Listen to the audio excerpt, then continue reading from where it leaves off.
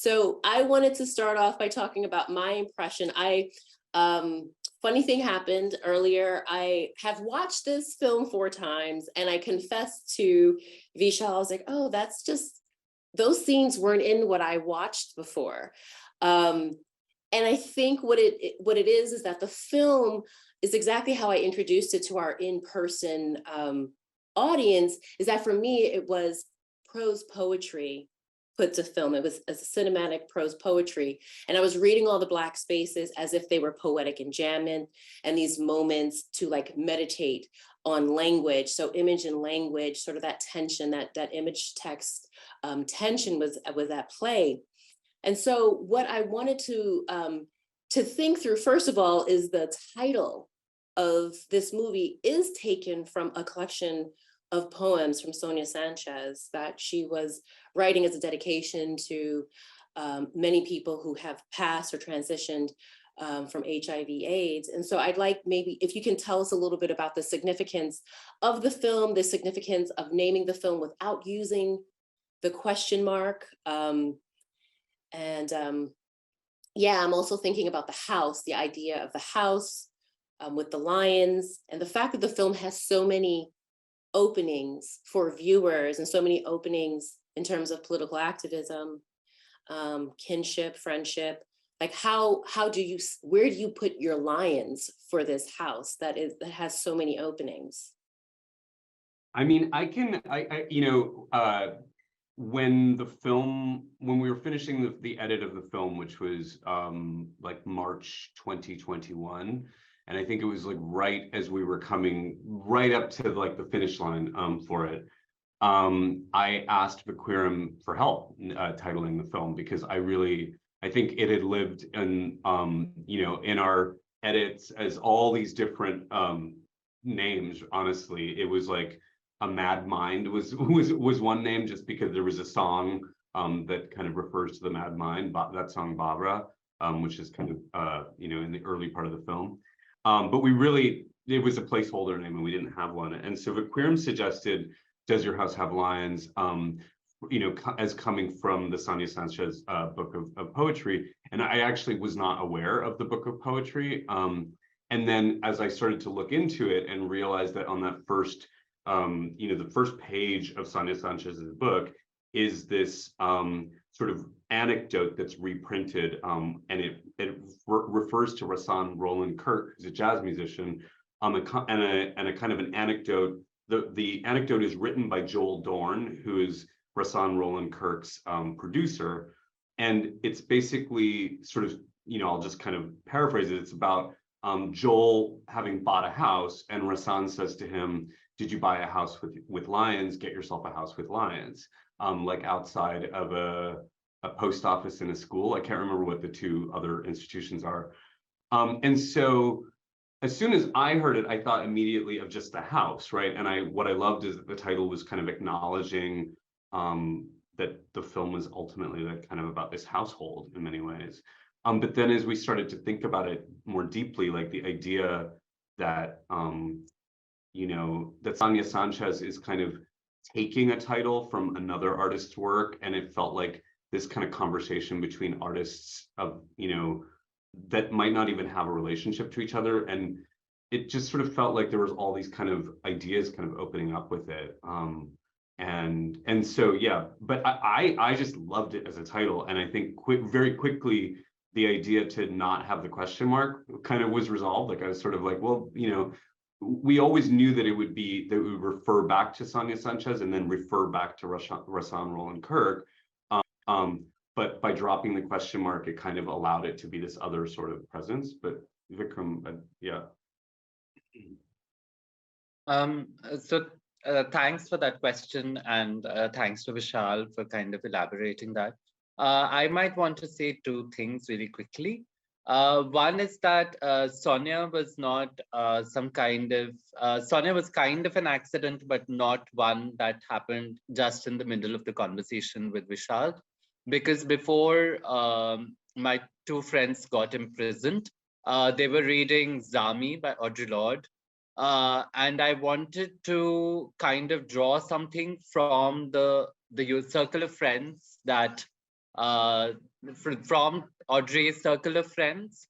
So I did want to kind of think about friendship even in kind of the method of this titling. And the second thing, as a friend of mine put to us, and we've written about this in a piece that Vishal and I co-wrote, is that there is a lie in lions. And we really appreciate that, because I think that the impulse of a film or to read a film as telling truths rather than the lies we choose is actually counterintuitive, right? Like the imagination that people in a cinema verite are kind of speaking from the heart, and this is the most kind of authentic and honest version, whereas what the camera actually allows is for a certain kind of lie to be choreographed. You can see two bodies sitting together, and you can imagine that there is intimacy there, even as they might not be able to say what they are willing to say to a camera to each other.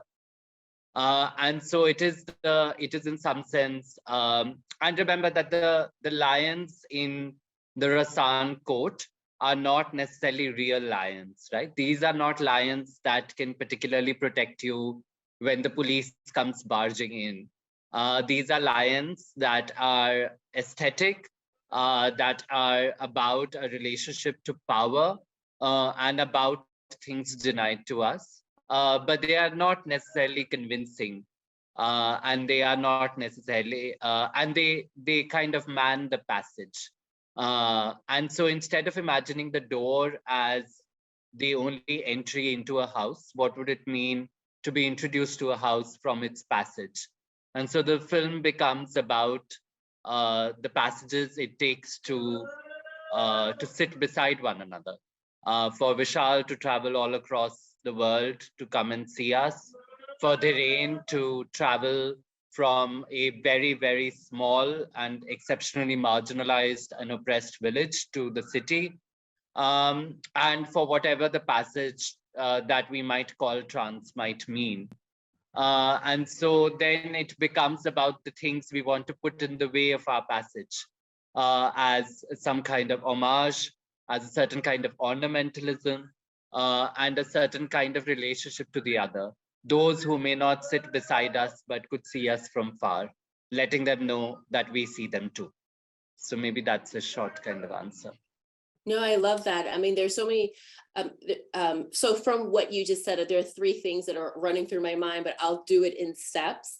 So the first thing I'm struck with, in the first few scenes, also in literature written about the film, but even like the takeaway, the idea of friendship as methodology. And so, and there's a brilliant conversation that you're having with some of your friends. And you say, oh my gosh, like in academia is that terrible word that we call autoethnography, which is in fact what I do, right? And I love that your friend was saying like she's working on a research methodology that's called like active research, right? In which the subject, the researched and the researched are one and the same. And so I'm thinking about friendship as method and methodology. If we look beyond sort of that global north, parachuting in, extracting information, setting up collaborations, which are asymmetric in a sense, right? What can you talk a little bit about friendship as being the model or the goal, or again, like an opening to collaboration? What if we just like scratched out the word collaboration, and if the goal was that your research must be imbued with a sense of friendship? I mean, I think it's really important to kind of to illuminate and highlight those sort of asymmetries, right? Because those could have been and were present in many ways from the minute of our meeting. And I think, I mean, what I loved about our friendship as it began was that, is that in a way, vqueeram would joke around about these things, right? Like, me being this academic, that, I mean, at the time, I didn't have a job, when we met. I was an adjunct lecturer, but still, like, there was such a kind of cliche, right, in me kind of coming to India and doing a form of research. But importantly, we were introduced by a mutual friend, and it was very much the way queers meet each other, which is you just say to another queer, like, who should I know? And they say, here, this is someone you should know, And so, in a sense, like, whatever it is that we ended up making, and it's still an ongoing collaboration. I would say that this film is one iteration of it, and I think in a sense, like, I don't even think that either of us really chose it actually consciously, but we became kind of dutiful to the friendship, and that became I think the guiding force, right? Because I think what's important to really say is that even though, yes, like I was wanting to make an artwork at many points along the stage, it's sort of I also had sort of resolved in myself that this might never become a thing, right? Because what it really was just a kind of documentation of this friendship, and I started to just see it as this kind of like potentially like living archive that we were going to produce together, right? And I think very quickly I asked vqueeram. I don't know if I asked, but we, through conversation, kind of like I wanted to disassemble this kind of authorship model as well, or at least to make sure that whatever we did was kind of co-authorship based upon that, right? Because what vqueeram was bringing was so much more than being a subject in a traditional sense. Like I was, the way that we were communicating with each other and sort of learning to, in a sense, live with each other, right? Like was already undoing, these kind of the idea of like filmmaker and subject or something. And so becoming more dutiful to the friendship, which has had its challenges. I mean, it's been as challenging as any friendship is, right? Like we don't always see eye to eye, and we've gone through many phases, and what I think is also important to say is that friendship is unlike kinship in that there's nothing that holds it together. Like we could walk at any point, right?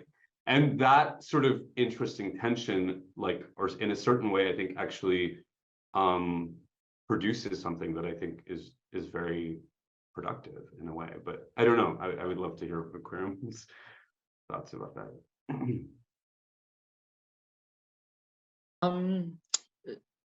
I think Vishal said a lot of what I wanted to say, but I'll say, especially in terms of, say, I'm going to just kind of maybe think about this, the push that Cathy is suggesting. We think about what if collaboration was to be replaced by friendship. And I'm thinking about what does then friendship allow that collaboration doesn't. And I'm actually thinking if part of the difficulty of collaboration is about how, and as is the difficulty of almost any relation, the difficulty of having difficult conversations. And I am not invested in a model of academic writing or academic engagement or an engagement with the world in which critique does not come from a place of both generosity and radical capacity to hate. And I think friendship is the only space where actually both of those could work together.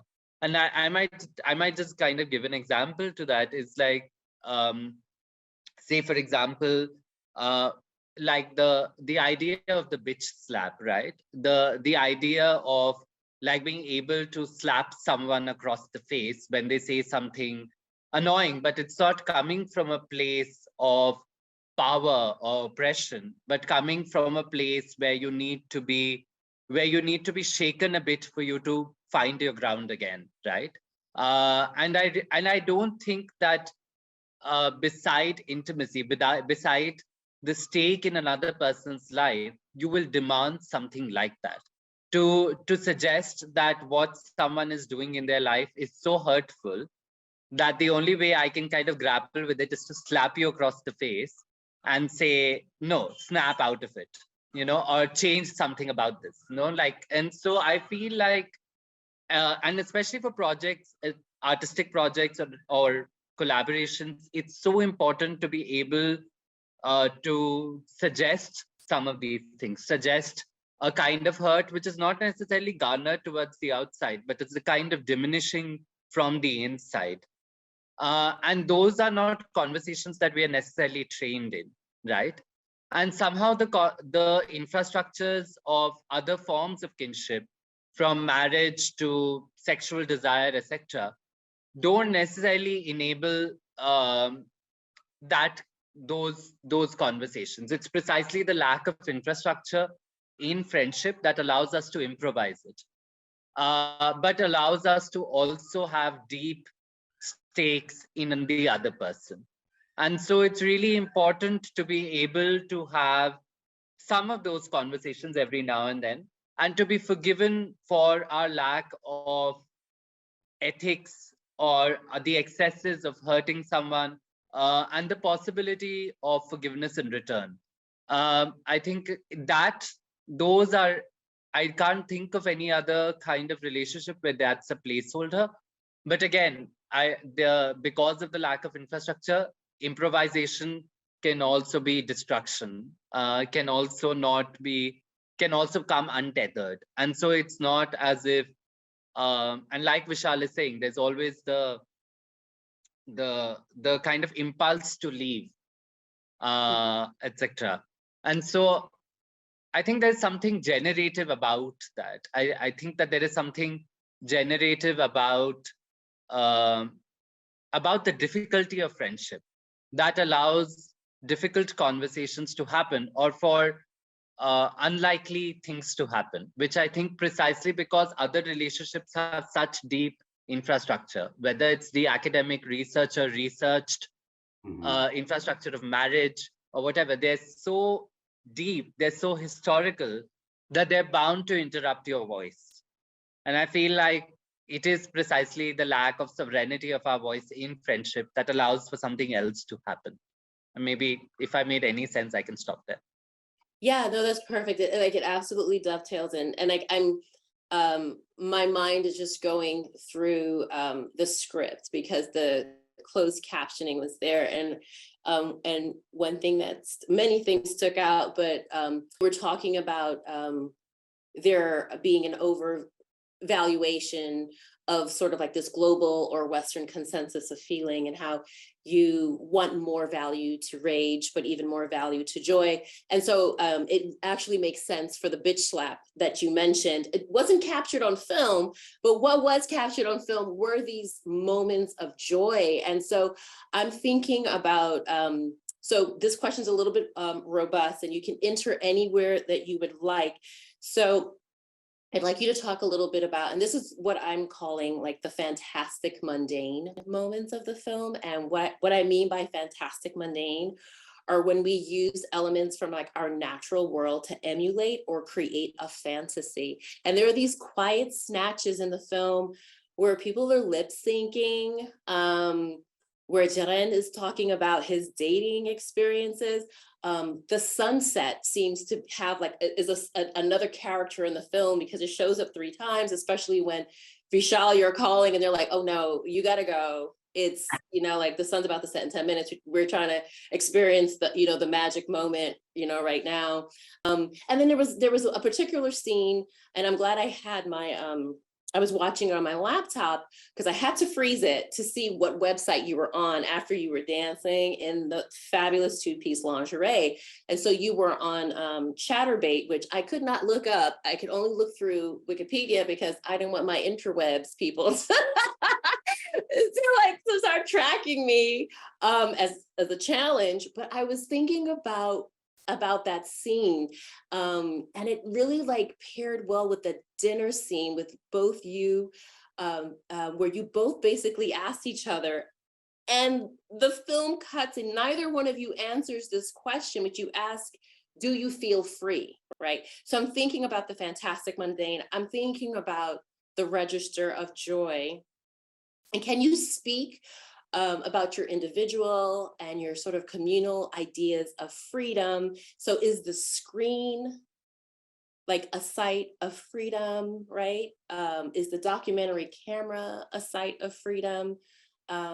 What were you doing with those moments, those snatches of life that weren't part of like the master narrative? Or maybe I'm over determining what your master narrative was. So can you both answer that? Do you feel free? You start, please. I can only answer that, like, I'll try to answer that in relation to the camera particularly, because and I'm again going to borrow from the generosity of another friendship. We had a common friend, the most stunning Tamil writer, Anu Karutpragasam, moderator one of our conversations. And the conversation began with Anuk kind of reviewing the film in some sense. And Anuk brought up something that I don't think I saw or was intentional about, which is that I often think of the camera as an instrument of capture, and this is something that you hear in Dhirend's kind of relationship to the archive, right? Like where in this kind of Jose Esteban Munoz kind of space where he's thinking about the archive as a space, as an enclosure, right? And so Anuk was kind of thinking about what are the strategies that both Dhirend and myself resort to in relation to this camera's impulse to capture. And so mine is kind of easier, which is that my impulse is to refuse. I am very tight-lipped. I am very tight-jawed. I am exceptionally kind of conscious of not just say the camera, but who could watch this, like in Europe, think about this. And that sometimes leads to a kind of deep struggle with Vishal, because Vishal constantly keeps saying you're imagining audiences, you're imagining their, for example, their whiteness and so on and so forth, whereas the audiences could be many. And so my practice of freedom is the practice of refusal to the camera. Dhirend's, on the other hand, Anuk pointed out, is one of excess, where there is so much joy, there is so much pleasure, there is so much sexiness that it's almost impossible for the camera to not be overwhelmed and to surrender, right? And to almost have to give up its sovereignty, because it is meeting this demigod of oomph. And so really, in some sense, I think those at least become, which is not that they're not interchangeable. There are many moments where Dhirend is the quiet one and I'm the one kind of dancing in front of the camera. But I think of both of these as refusal and as maybe sexiness or sexy excess as like strategies of freedom with relationship to the camera that we struggle with. But I don't really, I think all of us, at least in the film, and I know from also your work, that we are committed to a practice of freedom. We are committed to practices to be what Christina Sharp might call undisciplined. But I don't think that we are always the most articulate about them. I think freedom is something, if it governs you or if it drives you, then I don't think intention is necessarily the space I would go to for its articulation. I think and that's where the viewer becomes slightly useful, you know, because someone else might be able to tell you something that you're doing that you don't really realize and cause a moment of friction or thoughtfulness. Yeah, I mean, it's in the, you know, in terms of this question of freedom, like, I mean, I love in that footage where I just asked the question so kind of idiotically. I'm like, do you feel free? Because we had at that point traveled from Delhi to Bombay, and I was feeling just some freedom from having left Delhi because I, you know, and so I just asked it, and of course vqueeram just comes back with this totally kind of like kind of bitch, bitch slap back, like, are you serious? Do you actually feel free? But I think, I think I'll speak to another part of the question around the kind of fantastical. I think in a way, in working with both vqueeram and Didane, I realized that we did have the opportunity to kind of to imagine the fantastical together, or that we, like that we could give these kind of opportunities, like for a sort of sexiness, or like, for like use the camera how you want it, and I think what's also interesting is that, there are definitely those moments where we sort of stage or give opportunity for like the lip syncing, or these kind of like moments of fantasy. And then I think what I found myself often doing, and this kind of goes a little off the, it's like, but I was fighting against both vqueeram and Didane's sort of impulse towards making themselves really beautiful for the camera, or like, getting dressed the way they wanted to. And I would be like, no, we're rolling now. Like we have, because I was sort of, in certain ways trying to also capture a little bit of a kind of naturalism, and which is, my own sort of problem as a filmmaker, right? That it's kind of like, I felt like that would give for more sort of authenticity. But I think that the fantastical is such an important question, because I think in the end, the film kind of allows for both, right? Like where it sort of, it allows for these sort of moments of the fantastical, or of the beautiful, or whatever, of the pretty, in spite of some of the more intense moments of the film, right? And so, and I think that was a really interesting direction that vqueeram gave me once we realized that sort of storyline that included the incarceration of their housemates was going to become a part of the film. vqueeram was like, you are not going to make this journalistic, and you are not going to make this political. But actually, if you look at the footage, there's so much sort of in the kind of, there's so much more poetry in these sort of moments of us enjoying each other, right? And like actually pull those things out. And so, yeah, I don't know. I think I'll leave it there, but. Yeah. I mean, okay, poetry, I mean, like all of your answers are dovetailing well into all of my curiosities about the film. And when I think of poetry, I think of language, I think of images, I think of vqueeram, you mentioned the ornamentalization of like certain things. So I couldn't help but like what I was like hailed with while I was watching this film, but particularly looking at you, it made me think of just like the way you were painting your fingernails, the lingerie, and I think I was called into thinking of Zora Neale Hurston's quote, "A will to adorn." When I saw you carry that container of yellow flowers in your in your home, in your space, and I was noticing sort of the preoccupation with the aesthetics of space, and so this also maybe jumps back a little bit to the question: do you feel free? And I'm thinking about space, and you said that your impulse to refuse, whereas Vishal's impulse is like the idea of freedom. Came in that moment of the passport, right? Like, why won't you get a passport? Why are you sending your mother to like Italy by herself? So can you talk about like your impulse to refuse as like a mode?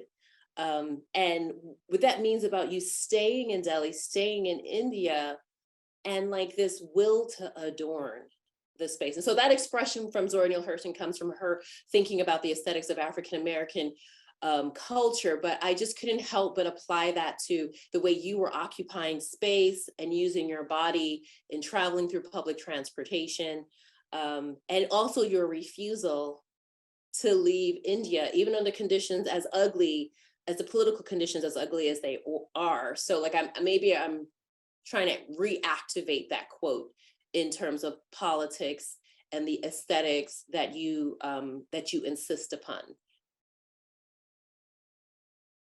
Oh, that's such a beautiful question, and I'm so moved by it. Like I want to stay with that question all week. I don't think I'll do it justice but thank you for that. Thank you for putting those two things together that I wouldn't have really. So appreciate that. I don't know how to think about them together really, because I really haven't.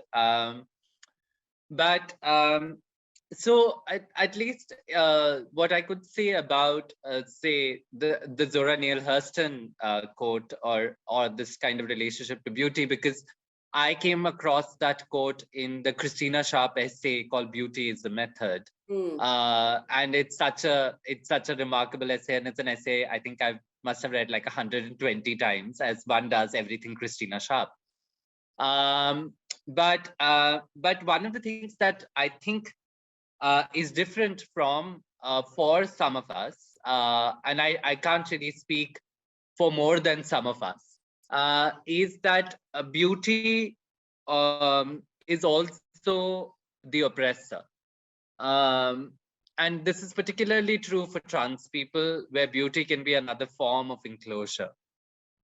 And so, and or say poor people, where one is like kind of judged for one's lack of capacity to adorn, or say in India especially, and you see this in a lot of anthropology that comes from this part of the world, where a certain kind of Brahmin aesthetic theory is how you understand the social. And so beauty either in terms of the demand to pass, or the demand to be accepted, or the demand to be understood, can all become forms of enclosure or lack of possibility. And I think so part of the refusal to beauty, or part of beauty as a refusal, is to bend the oppressor, not so much as to break it, but just kind of bend it. I don't think that necessarily becomes a practice of freedom, but it does kind of open small moments of relief or reprieve, perhaps even repair, or if nothing else, joy. And so I think that there is something about the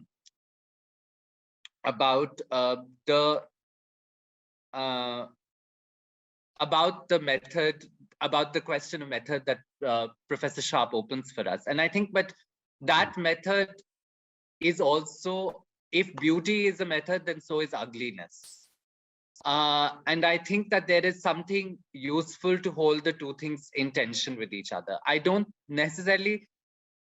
know people disagree with this, but I don't necessarily think of myself as a beautiful person. And we're not opening this up for debate right now. But I am interested in surrounding myself with a few beautiful things, or having a relationship to beauty, because ugliness does not foreclose the possibility of it.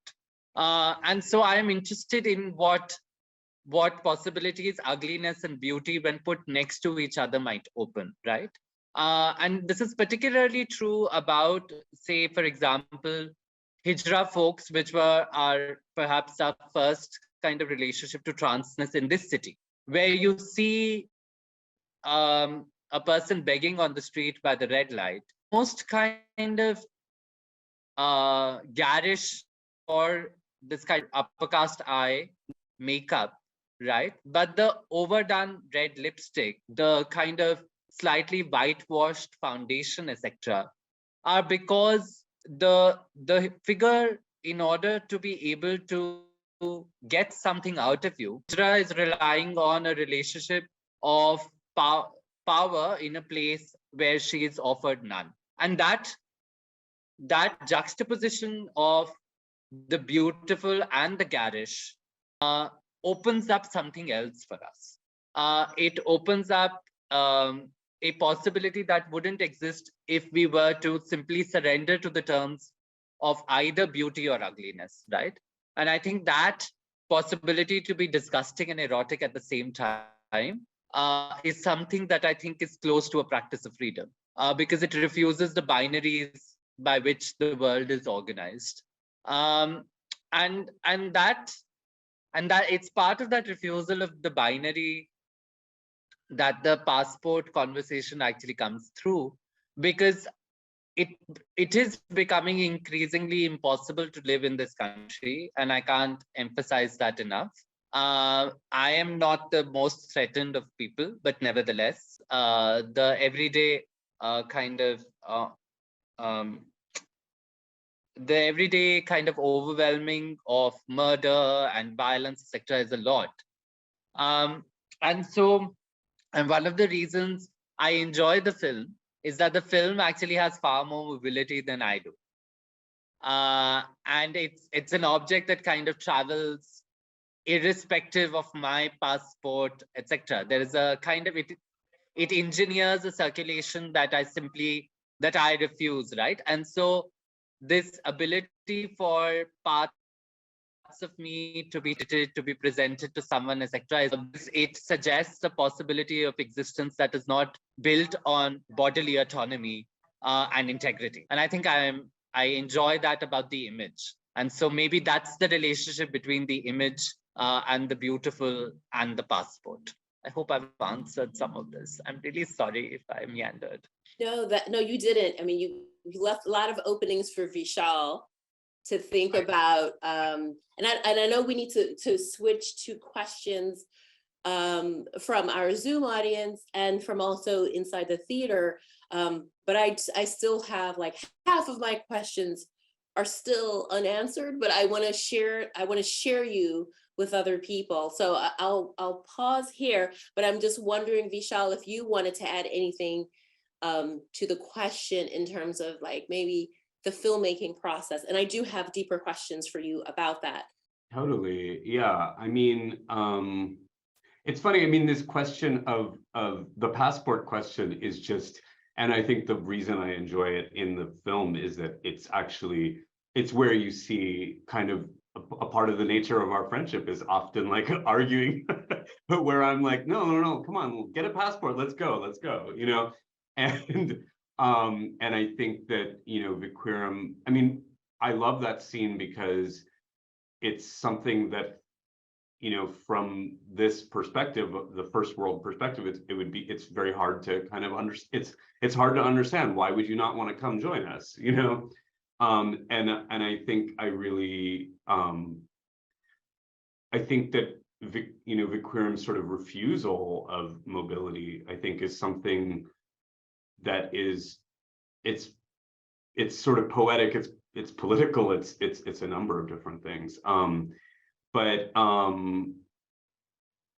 Yeah, I mean, in terms of the filmmaking process and this kind of, I think what vqueeram mentioned, you know, towards the end of their answer about the sort of the circulation of the image that sort of happens kind of globally. And I think that that's something that I was thinking about a lot, right? Like I think I was, and I think like through the editing process, I was trying to kind of make sense of all of the energies that were at play, like in this material that I managed to you know, capture with these incredible friends. So, you know, balancing these kind of energies of the harsh, I don't think of anything in the film as ugly other than, you know, the sort of fascism, right? But to try to balance these energies, right? Like of these sort of uglier truths, right? Of, you know, people being incarcerated and sort of held, you know, by the state, but then, you know, these sort of other moments, and sort of trying to do this kind of balance in that regard felt really important. And I think also this question of, you know, I mean, I think it's really interesting when vqueeram kind of mentions the sort of hijras of Delhi, but, you know, this kind of, this question of the representation and what it means to sort of represent queer people, or, you know, trans folks, like in cinema. I mean, I think these were all questions that were really, I mean, luckily I didn't have to think of those questions because I was just dealing with friends. So this actual question of representation was one that I could kind of you know, put to the side and just kind of edit the film that we wanted to see. But I'm going far off. I think it's a beautiful question, and I'm you know, I think in a sense, I think vqueeram's answering of the question is more useful than anything that I could add to this. But But maybe we should open it up and, you know, to questions from the audience. Yes, Some of these things. we have one question from the audience that I'm toggling back and forth from. This question comes from a graduate student. I believe they're a graduate student in the Department of Linguistics, Dosandri Mendoza. And I'll add a little bit to this because I think this may have been addressed, but you can go a little bit further. They thank you for visiting us virtually, and they thoroughly enjoyed watching the film. I was interested in the discussion of different forms of love in the film, including vqueeram's call to value other forms of intimacy and love, such as those found and shared through friendship. Can you both perhaps speak to the relationship between you, all that formed in the filming process? I saw glimpses of these intimate moments between the interactions through the calls and the discussions of when things were missteps or complicated, etc. As someone interested in participatory arts, I'm fascinated by the decisions to keep these moments in relation to your own experiences with intimacy amongst you all in the filmmaking. And then one of the things that I'll add to this so that it's not, so we can maybe expand upon this, is I was thinking about the sort of intertextual or intermedial moment where you refer to The City Beautiful. I think it's the documentary, The City Beautiful, Rahul Roy's film, which talks about, as vqueeram says, the soft masculinity of male friendships between. So I'm thinking of that as like a trace from that film to this film, and also reiterating Dosandri's interest in about the participatory arts and those moments in the filming process. I mean, in regards to the Rahul Roy film about soft masculinity, I mean, in a way, I think there was this. I mean, I can't speak too much to this kind of idea of like the soft masculinity. I mean, it's kind of just a quip, it's a joke, and in a way, like they're not throwing shade at the other film, but they're kind of like they're almost like doing this challenge of like, don't let this film be that, or maybe trying to make some kind of distinction between them. And I think we put that moment in the film kind of just to sort of make reference to that kind of joke, but in terms of the student's question regarding the kind of the process of making the film in relationship to this kind of question of friendship, like, I mean, it's kind of important to note that a lot of we were becoming friends because we had a reason to spend time together, and so a lot of these scenes that are built are actually us just spending time together and just saying like, let's keep the camera present, right? Thank you for that, and thank you for that question from the audience, and I'm so glad to be here. Also, so glad that you liked the film. I think that part of, and I think I did perhaps suggest that part of what allows those things to kind of stay, those kinds of missteps. I think what is useful about having them is precisely that there will be a few in friendship.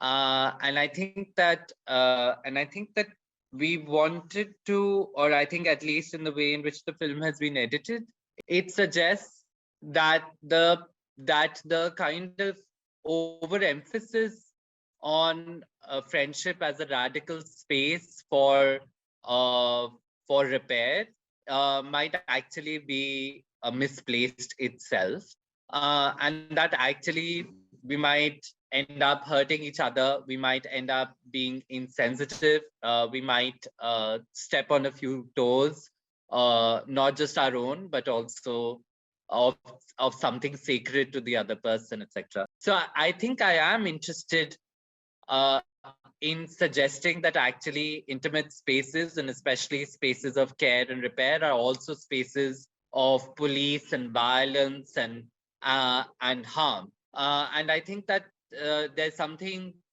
I think we lose something if we don't actually grapple with that head on. I think at least in politics, one of the things that I find myself constantly hitting a wall against is when people are unable to have a conversation, a difficult one, right? And so instead of and we don't know what to do in a place where someone has hurt someone or someone has harmed someone. And I think the question of abolition is really this question of what to do, how to have that difficult conversation. And so I think that the reason why Ramoy's film exists or is cited, or say we have that conversation about Vishal kind of saying something perhaps insensitive, or there might be my impulse to refuse love, is all of those are built because I don't think we want to refuse our intimacy with violence, our capacity to do violence to others, right? And so even the most kind of vulnerable of us, even those of us who come together in joy, what does it mean to kind of leave spaces open to violence rather than say, no, these are safe spaces, right? Or these are safe containers. And I think especially because of the relationship between Dhiren and myself, where I come from a community and Dhiren comes from the oppressed caste, I don't think I can, even in the most kind of deepest, the most intimate, the most kind of day-to-day friendship or possibility of care, can I refuse the way in which history might speak through me, a history of violence, right? And I think there's something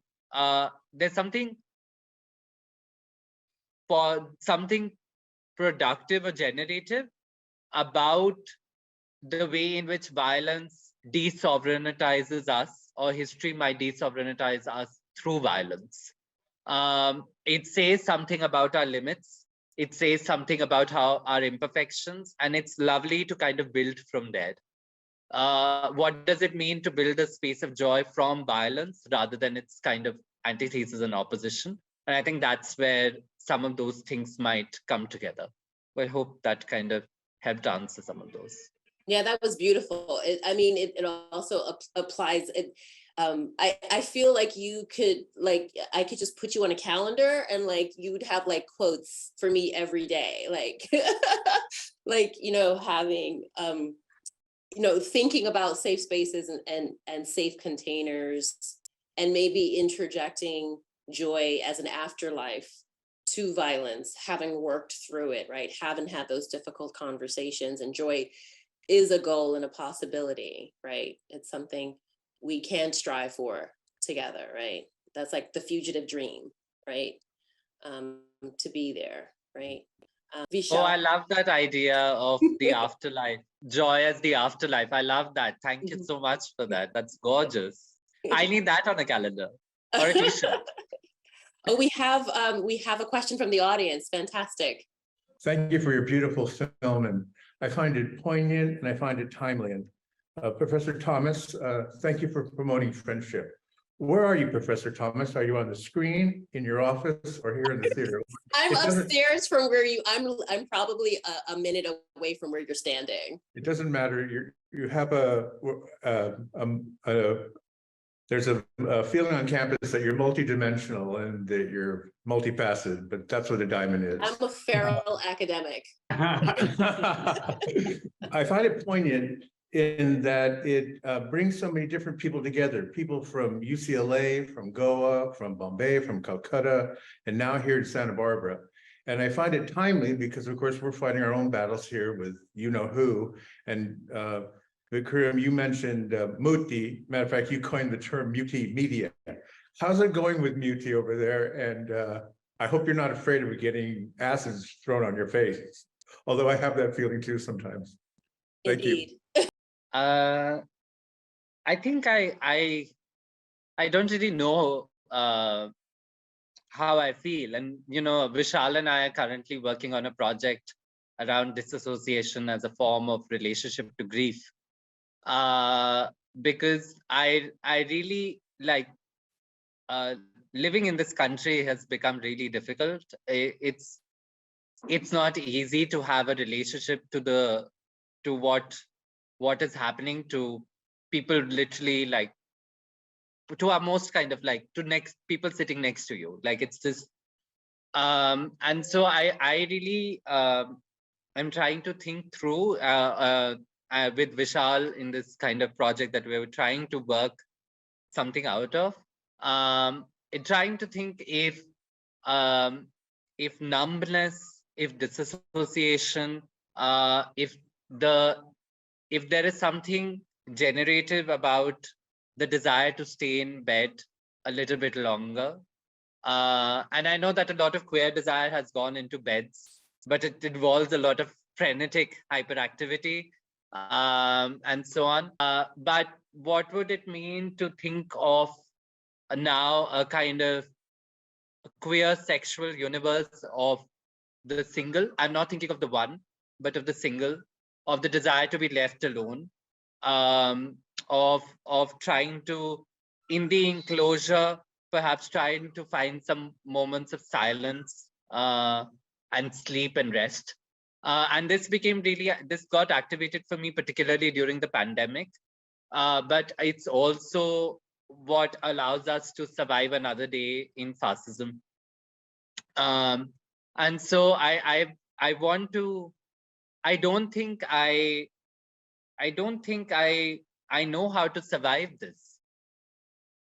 And so I have lowered the frequency of what survival looks like. I can't live with heightened awareness. I can't live with consciousness and knowledge. I can't live with constantly recognizing the intimacy of threat and incarceration and violation. It's too much. And so part of survival has been to not disavow, but actually just disassociate and to lower the frequency of what makes survival possible. It's a far more horizontal plane of existence. A far more, I love the word feral, but I'm thinking more like a worm, like an existence at the level of a worm. And so on, where like gnawing and regeneration are tied to some kind of what Laurent Ballant calls attrition. And so I am kind of thinking about what Tina Camp might call this kind of lower frequency. And that's how one is surviving. I'm trying to not be overwhelmed, but I am overwhelmed. And so I'm trying to just kind of not be asked to do one more thing. And that's where one is really at, I don't know, because I don't know how to rest. That's also a big problem with me. So like I'm just able to kind of maybe change registers of frequencies or tonalities, but I can't also sit back. And so I'm trying to think if there is something there in what we are collectively feeling, not just myself. Thank you all for being with us.